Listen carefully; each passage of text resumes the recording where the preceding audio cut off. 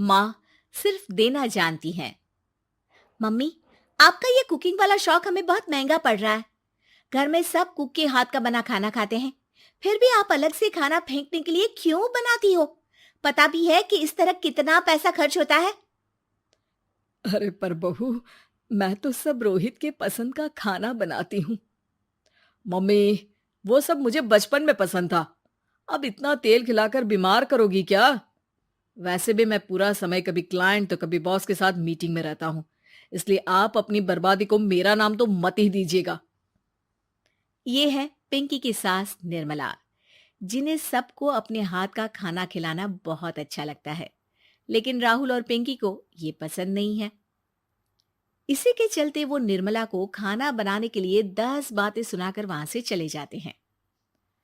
मेरे मन में तो सिर्फ अपने बच्चों के लिए प्यार है, पर शायद अब उन्हें मेरी जरूरत नहीं है। मुझे गांव वापस चले जाना चाहिए। जहां एक तरफ निर्मला दोबारा गांव जाने के बारे में सोच रही होती है, वहीं उसका पोता परम अपनी दादी के शौक को प्रोफेशन में बदलने का आइडिया सोच रहा होता है। अगली सुबह निर्मला गांव वापस जाने के लिए कपड़े पैक कर ही रही होती है कि परम फोन लेकर दादी के पास पहुंचता है। दादी, आप कहीं नहीं जाओगी? अरे नहीं बेटा, मेरा गांव चले जाना ही ठीक रहेगा। इससे तुम्हारे मम्मी पापा की सारी दिक्कतें भी खत्म हो जाएगी। दादी, वो तो ना आपके आने से पहले कम थी और ना ही आपके जाने से खत्म होगी। उन्हें हमेशा पैसों की टेंशन में ही रहना है। मेरे पास आपको यहाँ रोकने का आइडिया है। आइडिया? मतलब, मैं कुछ समझी नहीं।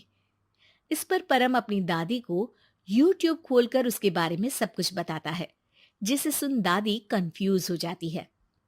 अरे बच्चे, तूने इस बुढ़िया के बारे में इतना सोचा, वही बहुत बड़ी बात है। देख, मुझे ये सब समझ में नहीं आता। तू मुझे जाने दे बेटा। अरे दादी, इसमें कुछ मुश्किल नहीं है। मैं हूं ना हेल्प के लिए। आप बस खाना बनाओ, और पता है, YouTube की मदद से आप अपनी स्पेशल रेसिपी लोगों को सिखा भी सकती हो। अच्छा, ऐसा भी हो सकता है? मतलब, बस घर बैठे मैं दूसरे लोगों को सिखा दूंगी? सिर्फ कुछ लोगों को नहीं, पूरी दुनिया को सिखा सकती हो, और उसके लिए आपको सिखाने के पैसे भी मिलेंगे दादी।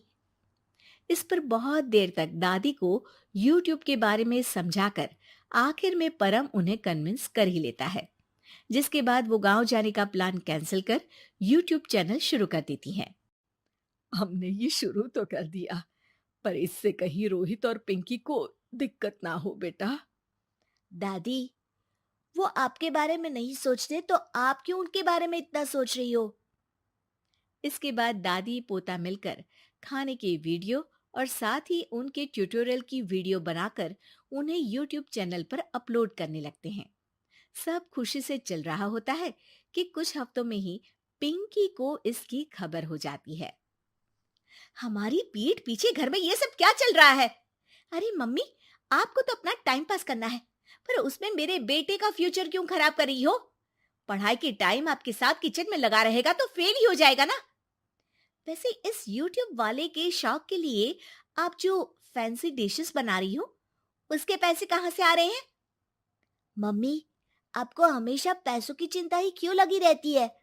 और रही बात मेरी पढ़ाई की, तो आपसे ज्यादा दादी को उसकी चिंता है।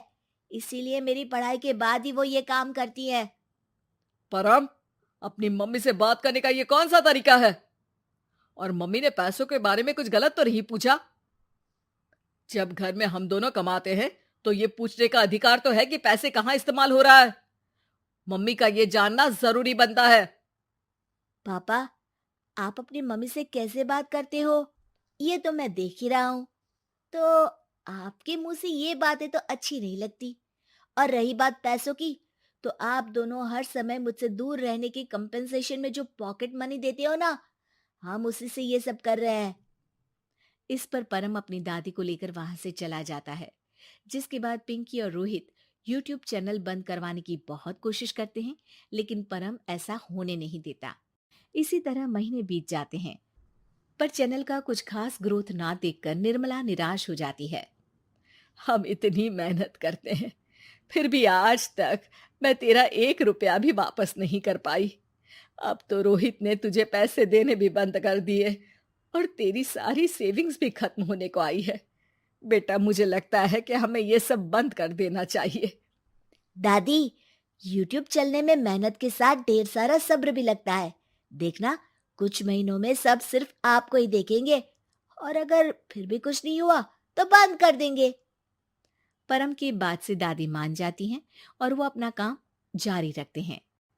अगले ही महीने पूरी दुनिया में लॉकडाउन लग जाता है, जिसमें सब घर में तो बंद हो जाते हैं, लेकिन साथ ही पिंकी की जॉब चली जाती है और रोहित के ऑफिस में भी ज्यादा अच्छे हाल नहीं होते। लेकिन वहीं लॉकडाउन के असर में निर्मला के सब्सक्राइबर्स और व्यूज बढ़ने लगते हैं। देखा दादी, मैंने कहा था ना, एक दिन सब आपको ही देखेंगे। अब तो आप बस रोज एक वीडियो अपलोड करो और जादू देखो। इसी के साथ लॉकडाउन के कुछ ही महीनों में निर्मला खाने वाली दादी के नाम से सारे सोशल मीडिया पर फेमस हो जाती है, जिस वजह से अब उन्हें यूट्यूब के पैसों के साथ पेड एडवर्टीजमेंट और पेड प्रमोशन भी मिलने लगते हैं। उन्हीं पैसों की मदद से निर्मला अब बेटे बहू की नौकरी ना होने पर घर का खर्चा भी चलाने लगती हैं, जिसे देख रोहित और पिंकी को भी अपनी गलती का एहसास होता है और वो सब मिलकर निर्मला को सपोर्ट करने लगते हैं।